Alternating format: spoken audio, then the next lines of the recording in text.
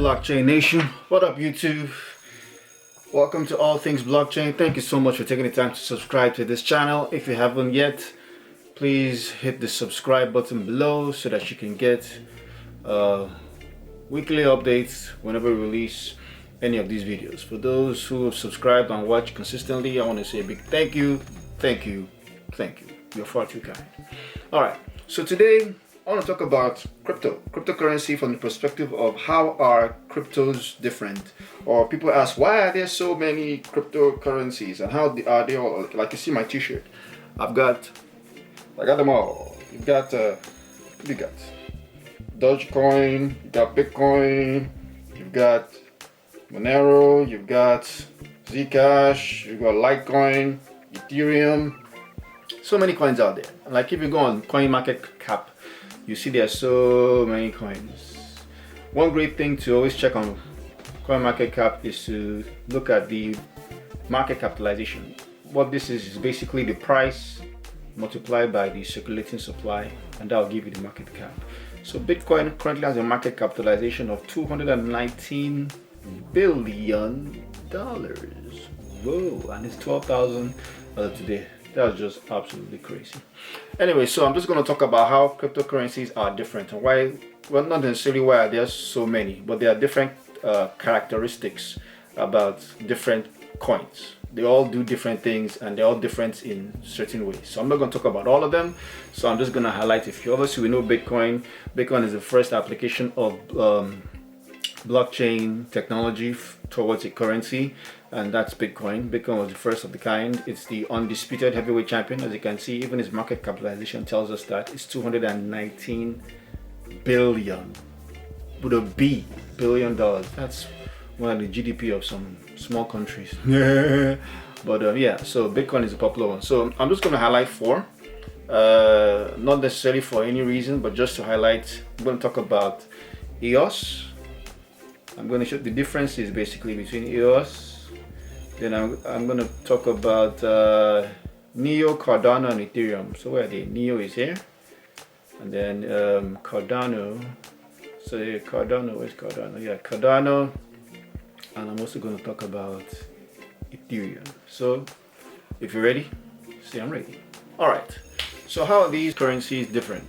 So the first way they differ is in obviously their market capitalization. So I'll just show you as of this recording. Let's just look at Neo. Neo's market capitalization is, drum roll please, Neo is $1.2 billion. That's with a B. That's crazy. EOS's market capitalization is $5.4 billion. Cardano's market cap is $2 billion. That's correct. And Ethereum, where is Ethereum? Ethereum will be $33 billion.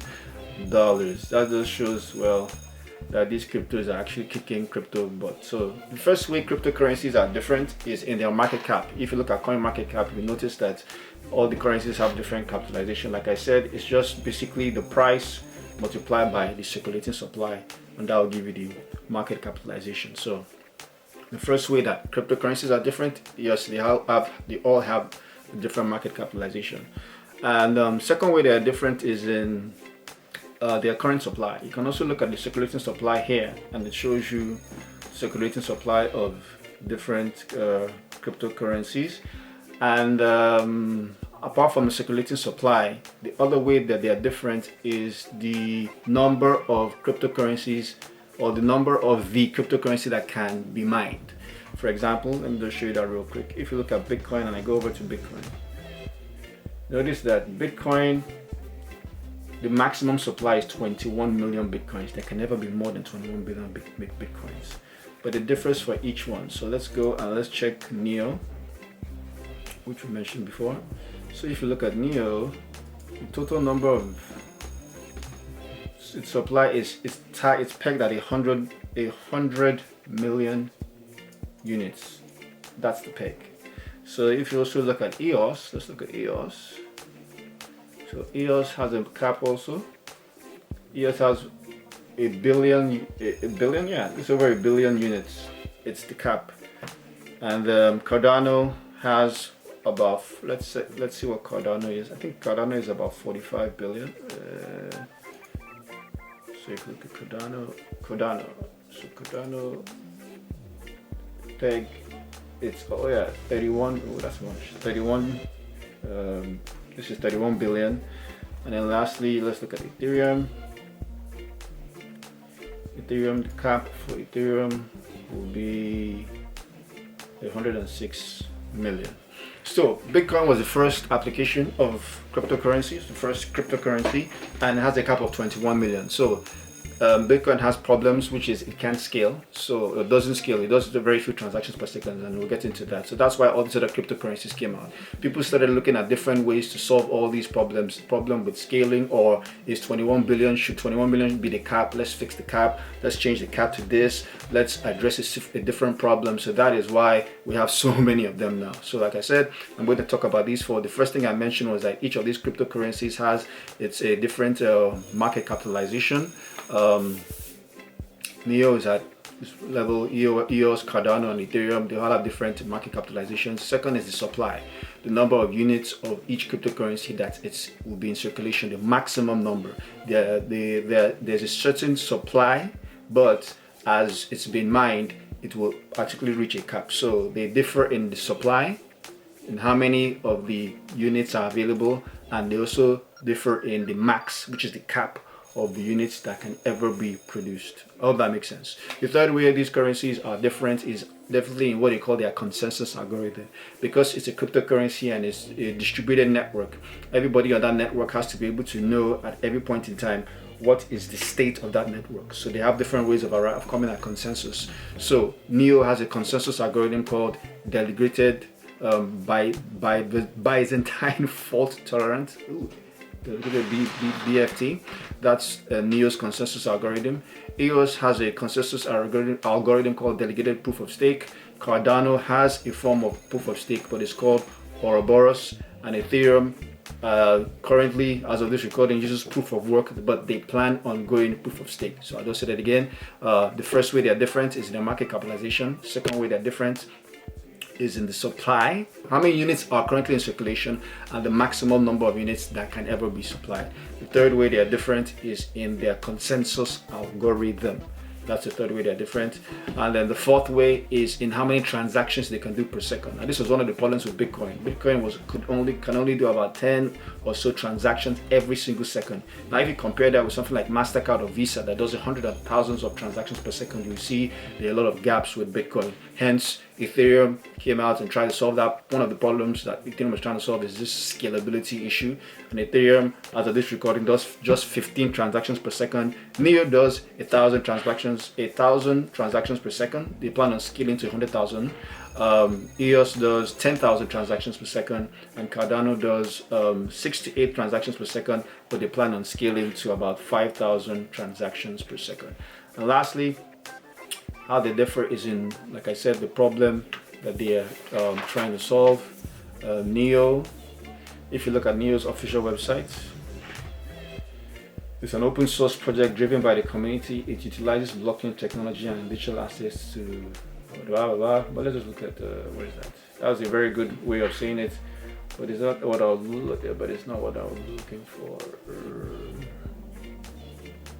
Well, I guess this will work. It's an open source project driven by the community. It utilizes blockchain technology and digital identities to digitize assets and automate the management of digital assets using smart contracts. I have this written down somewhere. So this is NEO's vision. Let me just go with this.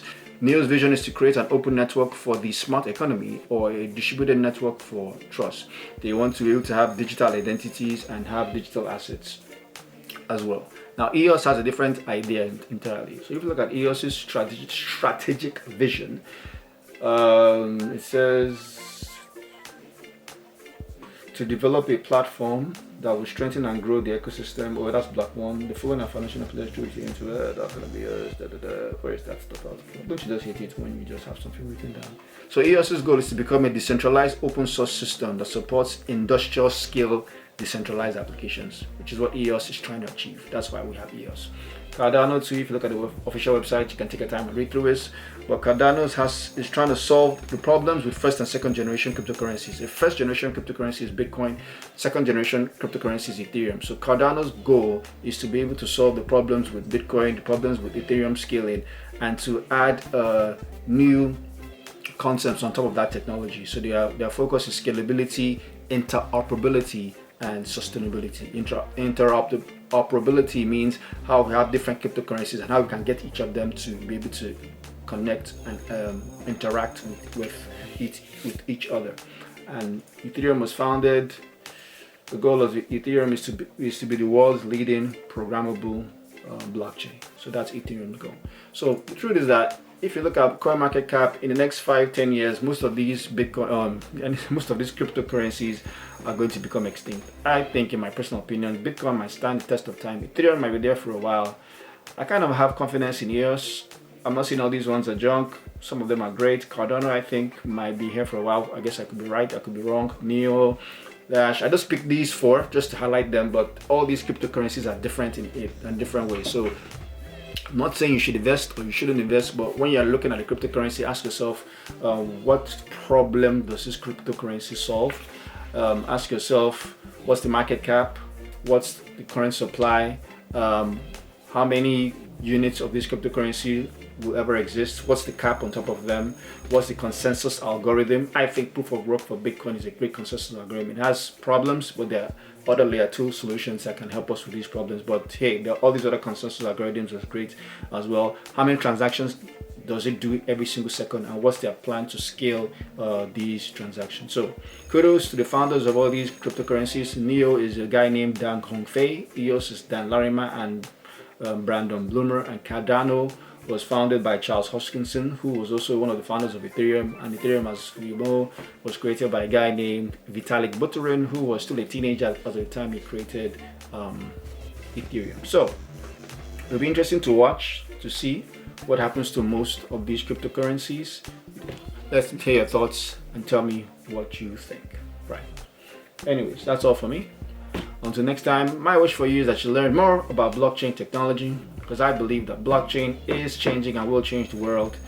And those who get involved early, in my personal opinion, will greatly impact the future. And if that's you, then let's go change the world.